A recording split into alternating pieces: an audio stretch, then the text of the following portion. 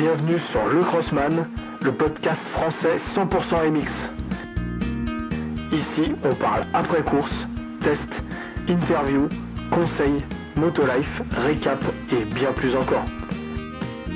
Venez écouter ce qu'il se passe devant et derrière la grille de départ. Case.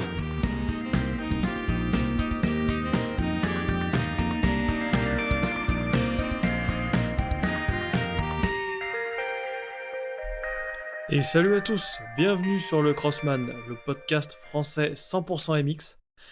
Alors déjà, si ça fait quelques épisodes que vous m'écoutez, un grand merci, ça me fait toujours super plaisir.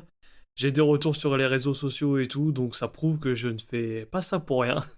Ça me fait vraiment plaisir. Et si vous venez de commencer ces podcasts, voilà, qu'est-ce que le Crossman? Le Crossman, ça parle de motocross, c'est 100% MX. On fait des après-courses, on raconte nos week-ends de course dans des épisodes de Race Day, on fait des tests, on fait des interviews de pilotes. Enfin bref, si vous voulez écouter parler de motocross en allant à la salle, en allant sur un terrain, en revenant d'une course, c'est ce qu'il faut écouter. Après cette petite intro, je rappelle toujours que ce podcast est sponsorisé par la marque de gants Blasphème. Alors Blasphème, la marque française créée par des crossmen pour des crossmen, qui propose des gants de motocross premium dont la particularité est de pouvoir personnaliser ces gants sur vos phalanges. Haute qualité de finition, confort, performance et durabilité. Voilà ce que propose Blasphème dans des gants haut de gamme où la personnalisation est le maître mot. Pour en savoir plus, allez sur le site blasphème.co, blasfem.co et sur les réseaux sociaux à Blasphème Racing. Donc voilà, aujourd'hui, après quelques épisodes Race Day, aujourd'hui et cette semaine, retour sur un épisode après-course. Je sais que vous aimez ça aussi. Aujourd'hui, on va parler du round 2 du World Supercross Championship. Donc ce nouveau championnat du monde de Supercross qui a eu lieu cette année, organisé d'ailleurs par les mêmes personnes qui font le Supercross australien en fait. SX Global, je crois que ça s'appelle. C'est eux qui organisent ce championnat. Donc on sait que l'année dernière, la FIM s'est séparée de l'AMA donc, pour le Supercross américain. Donc avant, si vous gagnez par exemple un championnat de Supercross américain, vous étiez automatiquement déclaré champion du monde. Vu que la FIM est partie, maintenant, le championnat de Supercross américain, c'est uniquement un championnat national. Et donc, ils ont voulu créer, voilà, en fait, ils ont recréé eux-mêmes un championnat du monde de Supercross. On verra après, on parlera un peu de la légitimité de ce championnat. Ce que vous en pensez, et ce que un peu tout le monde du milieu pense autour de ce championnat. Donc voilà, surtout, n'hésitez pas, si vous aimez ces podcasts, abonnez-vous sur les réseaux sociaux, likez, partagez et parlez-en autour de vous. On ne sait jamais où ça peut mener. C'est le début, on a commencé depuis début septembre. C'est le show numéro 9 que vous écoutez. Donc voilà, la 9e semaine de podcast. On est chaud, on est bouillant. Accrochez-vous, ça va commencer. Podcast seul, ça fait un moment que j'ai pas fait un podcast tout seul. Donc un peu plus détente cette semaine, voilà. Surtout que j'ai eu une course ce week-end, j'ai un peu mal partout. Je suis un peu fatigué. Podcast détente aujourd'hui. Avant de parler de ce World Supercross, donc de ces deux courses qui ont eu lieu à Cardiff et à Melbourne, et puis surtout celle de Melbourne, on va débriefer. Qu'est-ce qui va se passer après? Encore des interviews de pilotes. Il y a le Supercross de Paris qui arrive, le 12 et 13 novembre. Donc on fera pareil un épisode après course sur cet événement. Et puis voilà, après ça sera vraiment la off-season comme on dit. On fera peut-être un épisode sur le mercato des pilotes. Voilà, j'ai encore 2-3 épisodes en préparation avant le début du Supercross US. Donc je pense que ça va être intéressant. C'est vrai que c'est difficile de lancer un podcast pendant la off-season parce que c'est vraiment là où en fait il faut combler. Et justement avec les coachs sportifs, les coachs mentaux, les interviews spécialisées de pilotes, on essaye de faire ça un peu pour lancer le truc. Et comme ça, quand il y aura le Supercross US, ça va envoyer du gros, on va faire des épisodes assez sympas, je pense. Après, il y aura le GP qui va reprendre, le MXGP, les outdoors et tout l'année prochaine. On va se régaler. Avant de commencer cet épisode, petit coup de gueule quand même. Dites-moi ce que vous en pensez en commentaire sur les réseaux, envoyez-moi des messages et tout si vous êtes d'accord avec moi. Finale de mon championnat vintage, donc cette année j'avais pour objectif de faire du vintage principalement. Quelques courses en MX1 avec la 4,5 et du vintage donc dans la ligue Auvergne-Rhône-Alpes. Et voilà, en fait, juste pour vous raconter, première manche, j'ai fait un départ moyen, je me bagarrais pour remonter assez rapidement pour pouvoir voilà, me battre pour la gagne de cette première manche, parce que j'avais le championnat en jeu. Petite sortie de piste, j'ai perdu le contrôle de la moto, voilà, ça s'est passé très vite, j'étais vraiment assez rapide, enfin j'étais assez vite, il y avait plein d'ornières sur le plat, ma roue avant se met dans une ornière, la roue arrière dans une autre, je perds le contrôle, je sors de la piste. À 1 mètre du bord de la piste, qu'est-ce qu'il y a? Il y a une rangée de petits arbres plantés, voilà. Juste ça. Donc heureusement pour moi, ça s'est soldé sans aucune blessure, mais du coup, je suis allé heurter ce petit arbre. Du coup, je pense que j'étais pas très vite, je devais être vers 30 km/h. Donc en fait, j'ai heurté ce petit arbre, ça m'a désarçonné de la moto, gros hématome au bras. Du coup, vu que j'avais le championnat en jeu, j'ai pas eu le choix. Je suis remonté sur la moto tout de suite. Le bras, je sentais qu'il commençait à gonfler et tout. Voilà, j'ai fini la première manche à la 5e place. Donc, je devais assurer des points pour gagner le championnat. En fait, j'ai pas eu le choix. Je devais absolument gagner la deuxième manche pour gagner le championnat.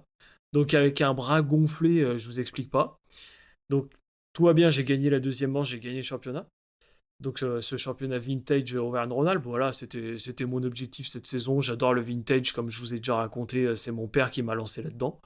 Donc voilà, l'année prochaine, je pense que peut-être que je vais arrêter, je vais faire que des courses en MX1 avec ma 450 KX. Mais voilà, je trouve que si on veut prendre le risque de se prendre des arbres, soit on fait du DH en vélo, ou soit on fait de l'enduro. On accepte les risques. Par contre, planter des petits arbres à 1 mètre à côté de la piste, euh, voilà, c'est un peu dangereux. J'aurais pu vraiment me faire mal, et il y en a plein qui auraient pu se faire mal, hein. Se prendre un arbre à côté de la piste, c'est pas très cool. Surtout à 1 mètre de la piste, en fait, on peut pas sortir de la piste. Et voilà, petit coup de gueule, juste pour dire... au contrôle technique, voilà, on vérifie qu'on a bien les leviers en bon état, le bout des guidons. Des fois, on nous embête un peu parce que notre bout du guidon il ressort un peu parce que la poignée est endommagée. On regarde bien si les repose-pieds, si le ressort des repose-pieds marche bien. Donc voilà, qu'on nous prenne pas la tête avec la sécurité de la moto et qu'au final sur la piste, il y a plein d'arbres à 1 mètre de la piste et qu'on puisse pas sortir. Je pense que c'est encore plus dangereux qu'il y ait les repose-pieds qui rentrent pas et où le ressort marche pas. Voilà, petit coup de gueule. Dites-moi ce que vous en pensez en commentaire. Euh, sur la sécurité en motocross, c'est déjà un sport suffisamment dangereux comme ça. Voilà, c'est la course. En plus, on part tous ensemble, hein. C'est pas comme en DH ou comme en enduro. On part vraiment tous ensemble. Et les aléas de la course peuvent faire qu'on se fait super mal. Donc, ne rajoutez pas des arbres au bord de la piste. Il y a plein de circuits, hein, d'ailleurs, hein, comme ça enfin, qui ont le mérite de faire enfin, qu'on peut en parler en tout cas, des trucs dangereux. Sur les courses de Grand Prix et tout, quand on sort de la piste, il n'y a pas des petits arbres, même si ça fait 10 cm de diamètre, l'arbre il bouge pas. Sur les pistes d'élite ou de Grand Prix, ça se passe pas, donc ça serait bien que sur les petites pistes régionales, ça se passe pas pour autant. Voilà, allez, petit coup de gueule pour se mettre en appétit. Ça fait 8 minutes qu'on a commencé le show. Euh, alors déjà, ce World Supercross, nouveau championnat donc, qui a été mis en place. Cette année, comme je l'ai dit avec la FIM, le Supercross US est maintenant un championnat régional, national du moins. Euh, et donc, en fait, à la base, ils avaient prévu 5 ou 6 épreuves, il n'y en a eu plus que 2. L'année prochaine, ils prévoient d'en avoir 8 ou 9, ou 10, on ne sait pas encore. Les dernières rumeurs parlent de 9 épreuves pour l'année prochaine. Et donc déjà, le contexte, ce championnat, je pense que c'est quand même une bonne chose, parce que déjà, ça fait des courses en plus. Ça fait des courses surtout dans des endroits qui changent à l'international, où vraiment le Supercross, on avait l'habitude de voir ça, le championnat de France de Supercross, le championnat d'Allemagne, mais il n'y avait pas un championnat, disons, international euh, qui couvrait plusieurs pays et qui ressemblait vraiment à ce championnat du monde, quoi. Il y avait vraiment le championnat américain de Supercross et qui était considéré comme championnat du monde, et après il y avait les championnats nationaux, France, Allemagne. Donc je trouve que c'est plutôt une bonne chose. Après, c'est vrai qu'en termes de, de plateau de pilotes, cette année, donc, ils ont donc invité, enfin, ils ont payé Tomac et Roxen à venir. On parle de 200 à 250 000 euros par course, quand même, pour les faire venir. Donc, Tomac sur une course et Roxen pour les deux courses du championnat. Euh, Sinon, hormis ça, le plateau était beau, mais c'est sûr que c'est pas comparable encore au Supercross US, parce que je pense que c'est un championnat qui se lance, voilà.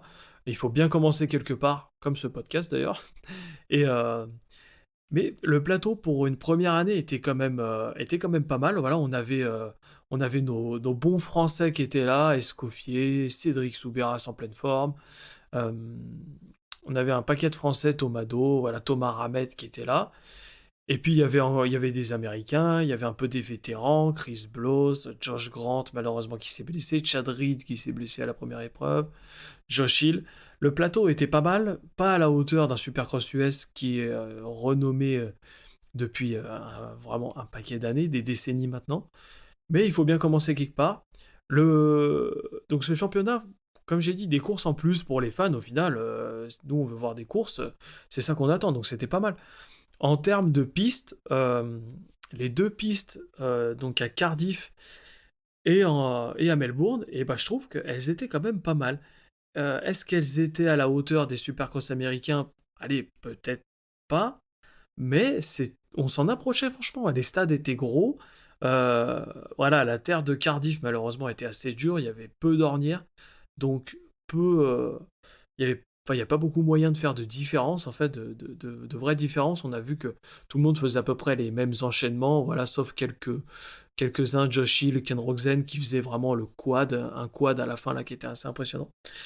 Mais sinon, voilà, terre assez dure à Cardiff. Et, euh, et à Melbourne, terrain vraiment que j'ai trouvé pas mal. Je sais pas ce que vous en pensez. Pas mal d'ornières. Il y avait une split lane un peu au milieu du terrain, là où on pouvait prendre soit l'inter, soit l'extérieur. Ça faisait un S euh, en piste séparée. J'ai trouvé que c'était vraiment sympa. Et, euh, et voilà, sinon, dans les pistes, si on garde à peu près ce gabarit-là pour les pistes l'an prochain, je pense que ça peut faire un super championnat. Euh, Pareil, le saut d'arrivée en rampe, à chaque fois en rampe de freestyle, en fait, comme des rampes, vous avez vu, euh, a mis, je sais plus, 5-6 rampes d'affilée, comme ça, de côté. Plutôt sympa. Il faut quand même savoir négocier ça, hein, parce que c'est pas quand même des sauts en terre pour scrubber sur une rampe et tout, c'est quand même pas pareil. Euh, D'ailleurs, il y en a un, je crois que c'est Josh Hill, pareil, qui a atterri le saut d'arrivée. En fait, la réception, c'est vraiment enfin, c'est une réception artificielle. C'est des planches de bois où ils ont mis un peu de terre dessus. Il a failli se mettre mal à côté de la réception. Il a atterri, je sais plus dans quelle manche c'est, je crois que c'est dans la deuxième manche. Il atterrit les roues à 1 centimètre du bord de la réception. C'était assez chaud. Et, euh, et voilà, du coup, sinon, les pistes étaient bonnes. Le championnat, il faut bien un début à tout. J'ai trouvé que c'était pas mal.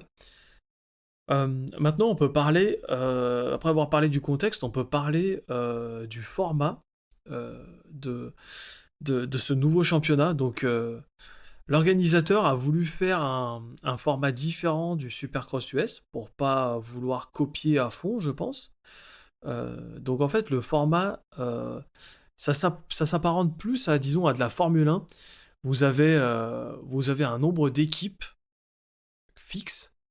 Et dans ce nombre d'équipes, il faut avoir un nombre de pilotes fixes. Si un pilote se blesse, il faut le remplacer. Donc par exemple en Formule 1, vous avez Mercedes qui aligne 2 pilotes, Ferrari 2 pilotes. Et bien là, Bud Racing, il faut 4 pilotes, 2 en 250, 2 en 4,5. Et c'est comme ça pour tous les teams. Donc voilà, en fait, il n'y a pas vraiment de pilote usine, il n'y a pas vraiment de pilote privé. Tout le monde est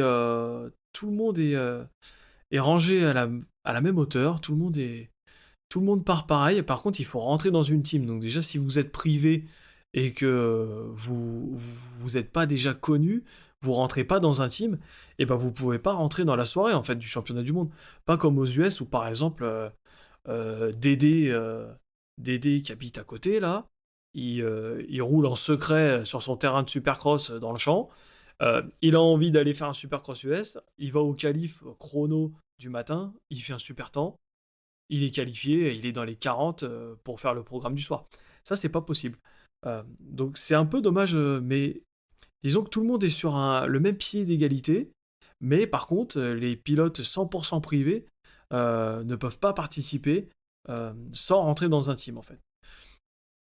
Donc voilà pour le format pour rentrer vraiment dans ce championnat. Après, la soirée, donc ça commence par des heat race. Donc les heat race vous donnent la position, enfin, les heat race ne vous qualifient pas pour le soir parce que vu que le nombre de pilotes est fixe, vous êtes obligatoirement qualifié pour le soir. En fait, les heat race vous donnent la place sur la grille, par exemple en 250, et les 5 premiers de chaque heat en 450 vous permettent d'accéder à la Super Pole. Super Pole d'ailleurs, format que j'aime pas mal. Voilà, sur tous les podcasts américains et tout, l'industrie, ils sont plutôt contents de ce format Super Pole.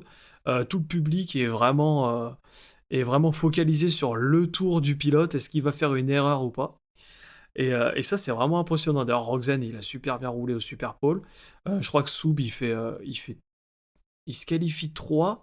Je sais plus combien il fait en Super Pole, il fait 5 ou 6 à la deuxième épreuve à Melbourne. Mais bonne qualif de Soub à la deuxième épreuve. Et ce format Super Pole, c'est vrai que ça doit être assez stressant pour le pilote de se lancer comme ça devant 40, 30 000 spectateurs comme ça dans le stade, ça doit être assez impressionnant. Et je trouve que ça change, c'est plutôt sympa. Ils sont passés en Supercross US. Il y a ça au Supercross de Paris depuis vraiment maintenant un bon nombre d'années. Et je trouve ça vraiment sympa, cette Super Pole. Et donc en fait, une fois que vous accédez à la Super Pole en 450, et bah, le résultat de la Super Pole vous donne votre place en grille pour la finale. Pour les finales, pardon. C'est là où ça va être intéressant. Il n'y a pas une finale comme on peut voir en Supercross US. Il y a 3 manches, il y a 3 finales. Première finale en 250 de 6 tours. Deuxième finale de 6 tours. Et dernière finale, il me semble, 10 tours. Et en 450, c'est 8, 8 et 12, la troisième manche. Et en fait, vous cumulez des points, donc c'est 26 points pour une victoire, 23 pour une seconde place, 21 pour une troisième place, 19, ainsi de suite. Le ranking, en fait, le nombre de points attribués est le même qu'au Supercross US, mais en fait, vous avez 3 finales. Donc c'est le score des 3 finales cumulées qui vous donne le score du général de la soirée. Et d'ailleurs, ça, je trouve ça un peu compliqué pour les fans de suivre, autant dans le stade. Alors, dans le stade, ça doit être encore plus compliqué que sur l'ordi ou à la télé. Mais c'est vrai qu'au final, vu que c'est pas les points olympiques comme aux Nations, où le premier il marque 1 point et le troisième 3 points, et celui qui a le moins de points cumulés dans la soirée gagne, c'est quand même difficile de suivre, surtout que le live timing et tout, il était pas mal, mais vu que les pilotes n'ont pas beaucoup le temps de se reposer, on voit pas longtemps le classement à la télé, et au final, à la troisième finale, on est perdu, on sait plus qui est devant, qui est deuxième, s'il y a de la bagarre, si c'est serré et tout. Franchement, ça c'est assez chaud. Mais format en tout cas différent, mais voilà. Est-ce que justement ça apporte pas un peu à confusion ces 3 finales, surtout que les 3 finales, euh, ça fait 8, 8 et 12 tours, et au final pour le même nombre de points.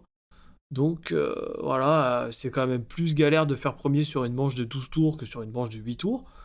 Euh, voilà, je trouve que... Est-ce qu'il n'y a pas quelque chose à changer pour l'an prochain et de pas faire un championnat à 2 manches, plus typé motocross? 2 manches, on suit plus, parce que là, 3, 3 c'est quand même pas mal. Je sais pas ce que les pilotes en pensent, ça fait quand même 3 départs, donc il y a 3 fois plus de chances d'une chute au premier départ. Pas mal de chutes sur ces 2 épreuves au départ. On va le voir après sur l'épreuve de Melbourne. Mais format condensé. Pareil, vous avez les 3 manches 250 d'affilée. et les 3 manches 450 d'affilée. Donc en fait, les 250, elles finissent la soirée super tôt, et après c'est au 450. Vous faites votre première manche, et là vous remettez derrière la grille, vous enlevez le casque, vous avez 4 minutes à peu près pour vous reposer. Enlevez le casque, enlève le masque, on voit, il parle au mécano et tout. Et là, tout de suite, faut remettre le casque, le masque. 4 minutes de pause et c'est reparti. Donc c'est vrai que c'est assez intense. Et, euh, et au final, c'est vrai que les pilotes 250, on les voit vite partir. Il faut vite calculer leurs points et tout. Après, les pilotes 450, ils rentrent en grille. Et puis, ouais, faut suivre quand même. Faut quand même être là, hein. Pas comme moi je suis aujourd'hui. Là, je suis fatigué, mais, mais quand vous regardez un World Supercross, il faut être là. Si vous voulez vraiment suivre les scores, faut vraiment se concentrer. Euh, Sur cette épreuve de Melbourne, voilà, donc en deux et demi, c'était serré, hein, parce que euh, il y avait 3 prétendants au titre en deux et demi, donc qui étaient McElrath, Anstie et Blows, donc qui étaient vraiment je crois qu'ils étaient les 3 premiers en 3 points, donc ils avaient vraiment quelque chose à jouer sur cette course. Et, euh, et voilà, et McElrath a dominé l'épreuve de Melbourne. Il termine à la première place. Anstie, d'ailleurs, qui gagne la première manche de Melbourne. Bien roulé, Max Anstie. Et notre vétéran de chez Bud Racing sur la Kawa 2,5, Chris Blows, troisième place. Voilà, moi perso, je m'y attendais pas. Chris Blows, aussi bien roulé que ça. Surtout que il y avait des bons noms quand même. Il y avait Maxime Després en français, il y avait Phil Nicoletti, Camporese aussi, l'italien qui roule bien. Aaron Tenty aussi sur sa Yamaha, l'Australien là qui a fait vraiment de bonnes prestations là à Melbourne devant ses fans. Euh, Très impressionnant. Et donc ce championnat de 2,5 était vraiment, on s'attendait à ce qu'il soit serré. Il a été serré jusqu'au bout. Et Shane McElrath sur la deuxième épreuve s'est envolé et puis voilà, il termine avec 9 points d'avance sur Anstie. Euh, il prend donc le titre de champion du monde. Avant de passer sur les 4,5, je voulais d'ailleurs un peu parler de ça. Est-ce que, euh, est-ce que vous considérez que sur 2 courses, vous êtes champion du monde sur 2 courses? Voilà, moi c'est vrai que la légitimité du titre, j'ai un peu du mal là-dessus. Est-ce que, bon, c'est une année pilote, est-ce qu'ils auraient mieux fait de dire c'est une année pilote, c'est une année voilà, où on explore un peu les formats et tout, on décerne pas de titre cette année. Le gars qui gagne, il aura gagné, voilà, il aura gagné le championnat, mais on parle pas de titre de champion du monde. C'est quand même un titre assez fort. Champion du monde de Supercross sur 2 courses. Voilà, je trouve que ça a une légitimité quand même moyenne. Bon, voilà, ça n'empêche que le gars, il a gagné les 2 courses. C'était comme le Pro X6 Supercross, je crois que c'était l'an dernier qui a eu lieu sur 2 épreuves. Voilà, et celui qui a gagné, il a été champion Pro X6 sur 2 épreuves. C'est un peu moyen. Mais bon, voilà, il faut quand même le faire. Il y a quand même 3 manches avec 26 points à chaque manche, donc il faut être un peu régulier. On verra que la régularité paye, et vous avez vu d'ailleurs que la régularité paye, comme on avait dit dans notre épisode avec le préparateur sportif. Donc voilà, l'an prochain, s'il y a 8 ou 9 épreuves, c'est sûr que la légitimité du titre ne sera pas remis en cause.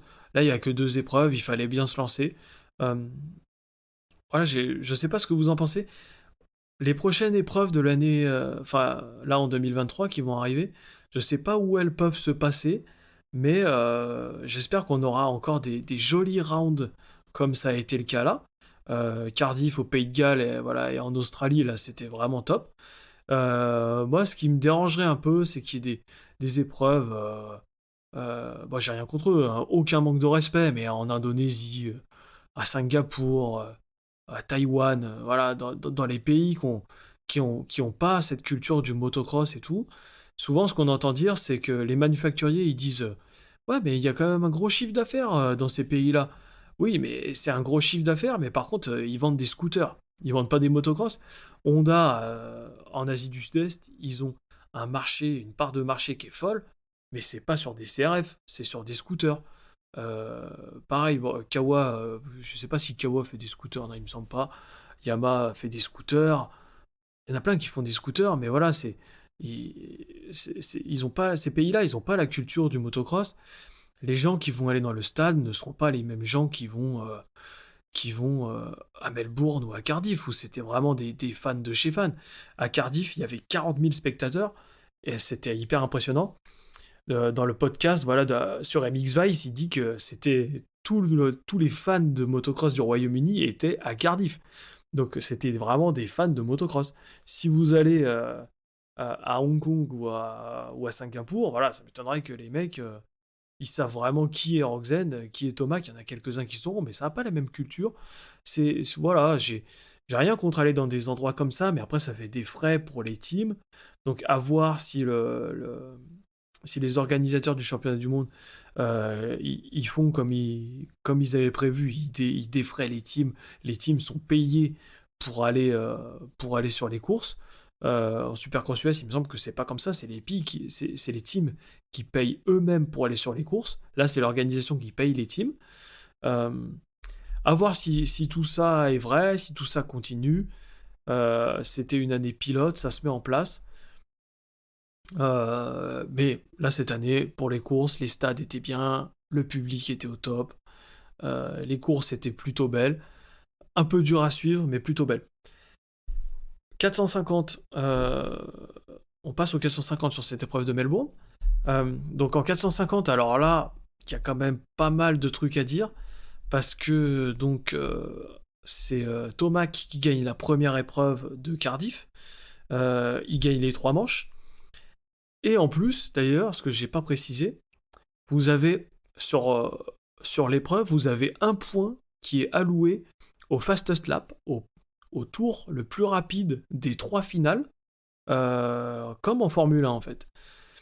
Vous avez un point en plus si vous faites le meilleur tour en 4,5 ou en 2,5 sur les 3 finales. Donc ça c'est pareil, ça fait partie du format qu'a voulu, enfin, que l'organisateur a voulu faire un format à part. Il a rajouté ce point au tour le plus rapide des 3 finales. Donc je reviens à mes moutons. Tomac a gagné les 3 finales à Cardiff et le fastest lap, donc il a scoré un nombre de points impressionnant de 76 points, il a mis sur la première épreuve. Et Roxen en a marqué que 61 à la première épreuve, par exemple. Tomac fait 1, Roxen 2, Freeze fait 3 à la première épreuve de Cardiff. Roxen bien roulé, en même temps on s'y attendait. Il est tombé en première manche en voulant contrer les assauts de Tomac. Tomac était vraiment rapide. Roxen à mon sens, était un poil moins rapide, mais bon, il a quand même bien mérité sa deuxième place, et malgré des départs un peu moyens en deuxième et troisième manche, voilà, il n'a pas fait 2 à chaque fois. Et Vince Friese étonné, parce qu'avec des bons seconds couteaux comme Savaggi, Brayton, il a quand même pas démérité, il a bien roulé, il a fait des bons départs. Friese, il est connu pour faire des super bons départs, il termine à la troisième place de cette première épreuve. Et sur la deuxième épreuve de Melbourne, donc en fait, Roxen, il va gagner la première manche, assez facilement d'ailleurs. Savaggi part en tête et Roxen le double et va gagner la première manche. En deuxième manche, Roxen, il part devant. Donc là, tout va bien, on s'est dit, allez, c'est bon, il va aller chercher ce championnat. Et là, à la fin de la manche, il me semble qu'il restait 3-4 tours, il crève de l'arrière. Et là, on se dit, oulala, putain, mais ça y est, il a crevé, est-ce qu'il va un peu rouler tranquille pour... il était premier que de l'avance, pour, je sais pas, aller prendre une 15, enfin, en une place entre 13 et 15. Et en fait, il est rentré au stand, il a arrêté de rouler. C'est vrai que moi, j'ai déjà fini une manche avec un pneu arrière crevé. Je sais pas si vous, ça vous est déjà arrivé. Vous pouvez me raconter ça en message privé. Mais et c'est vrai que là, en Supercross, quand même, avec un pneu arrière crevé, bon, avant, je vous dis pas, c'est impossible, mais un pneu arrière crevé, de finir sur la jante, avec en plus un saut d'arrivée en rampe de freestyle, des trous cassants et tout, Les commentateurs, ils se demandaient pourquoi il n'a pas continué de rouler, mais c'est vrai que en plus avec les blessures qu'il a eues et tout, ça a déjà dû bien le refroidir. Euh, il s'est dit qu'il allait arrêter quoi. Il allait voir son mécano, il a arrêté, il est rentré au stand, il a scoré 0 points pendant cette deuxième manche. Et, euh, et donc ouais, enfin c'est vrai que ça devait être assez dangereux et il a préféré ne pas prendre le risque pour sauver 3 points, voilà. Il finit à la 16e place quand même parce qu'il y a eu des chutes, il y a eu les deux Suzuki qui sont tombés au départ malheureusement. Et donc il finit pas 20e, il finit 16e de cette deuxième manche. Et donc à l'approche de la dernière finale, les trois premiers, ils étaient en 3 points. Donc Rogzen, Brayton et Freeze. D'accord. Euh, Et là, troisième départ, donc Rogzen il part bien avec Savaggi. Et il y a notre bon ami Vince Freezy. Freeze is gonna freeze, comme il se dit, comme ils disent les ricains. Freeze va faire du freeze. Et en fait, il peut suivre tout le monde à l'intérieur, mais non. Il se déporte pour aller pousser Brighton, pour mettre Brighton en dehors de la piste. Et en fait, il a fait le boulet, il s'est mis par terre lui aussi. Et je pense que c'était volontaire de sortir Brighton. Par contre, ce qui n'était pas volontaire, c'est de finir par terre. Euh, en fait, ils avaient tous les deux la possibilité de gagner le championnat. On ne sait jamais de quoi la course est faite. Hein, c'est des sports mécaniques. Il peut arriver une casse, une crevaison comme Roxanne en deuxième manche. Et en fait, Vince Freezy, il est rentré dans Brighton. Ils sont tombés tous les deux. Et voilà, tous les deux, ils étaient hors du championnat. Comme un gland, il a fait son erreur. Enfin, c'était volontaire, hein, je pense. Hein. Voilà, il a pris sa décision comme un gland, comme d'hab. Et ils se sont mis en dehors de la piste. Et du coup, Roxen, en fait, il était tranquille. Il pouvait assurer la deuxième place pour être champion, pour gagner le championnat, entre guillemets, comme on l'a dit tout à l'heure, champion du monde. Il pouvait assurer la deuxième place derrière Savaggi, qui roulait bien sur Sakawa. Et donc, c'est comme ça que la course se termine. Savaggi 1, Roxen 2. Et en troisième place, je sais même plus qui fait troisième, il faut que je regarde. Euh, mais donc, ça c'est. Enfin, franchement, Freeze, pour le coup, pas bien joué. Quand il a sorti Christian Craig au Supercross US, et ben en fait, si tu veux faire un block pass agressif ou quoi, enfin, il faut pas tomber avec. Sinon, ça veut dire que ton coup était mal prémédité et que t'as été mauvais sur le coup, quoi. Si tu fais un dépassement agressif et que tu veux pousser quelqu'un en dehors de la piste, ne tombe pas. Et là, ils se sont cramés tous les deux. Freeze a fait du freeze.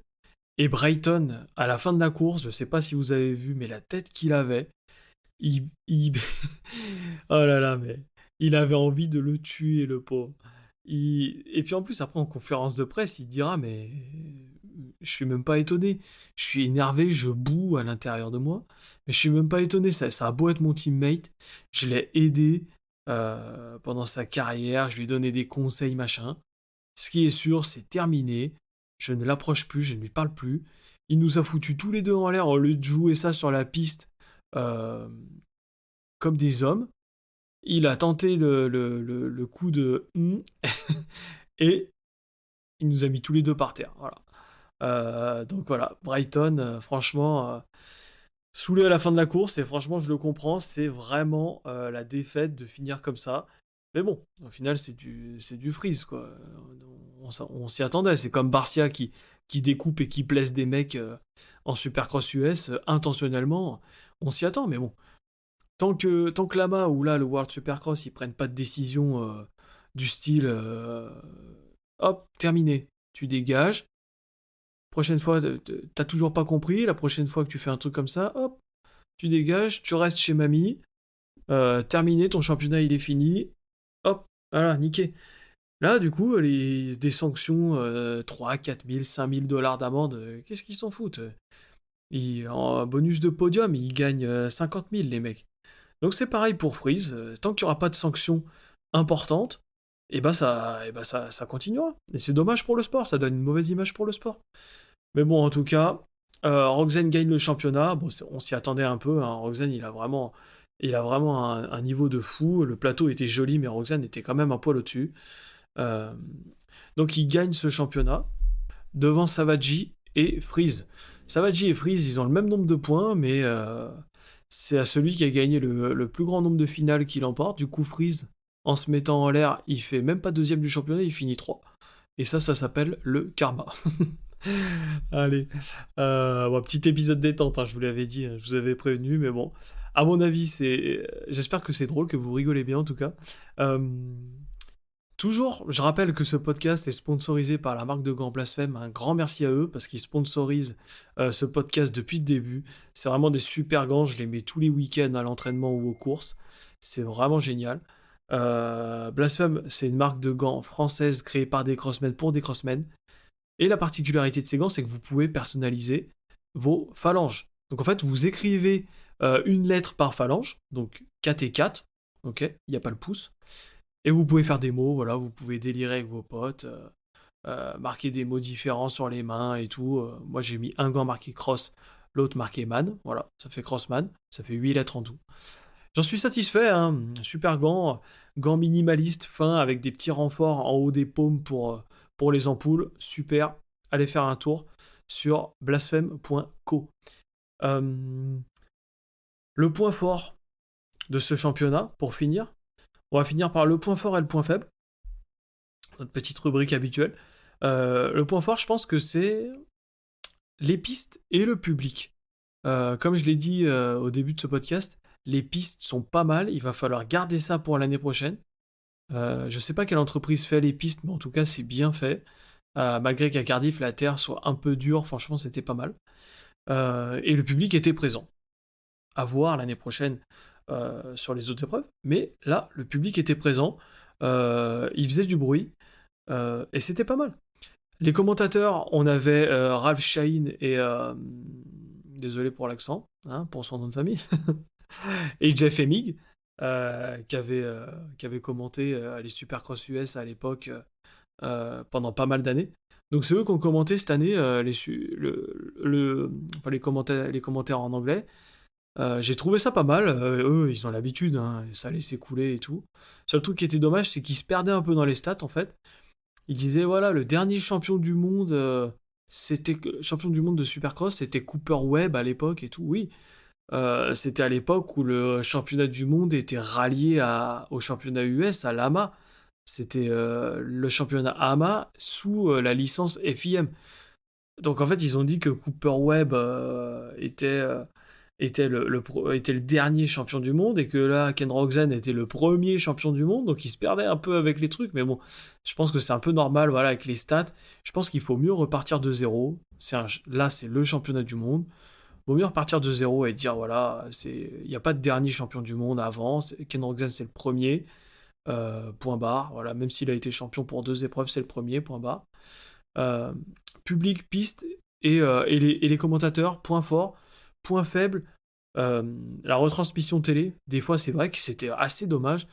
On n'avait pas des tours complets vu caméra normale en fait. Ce que je veux dire par là, c'est que il y avait tout le temps un replay d'une chute, un replay du départ, une caméra embarquée.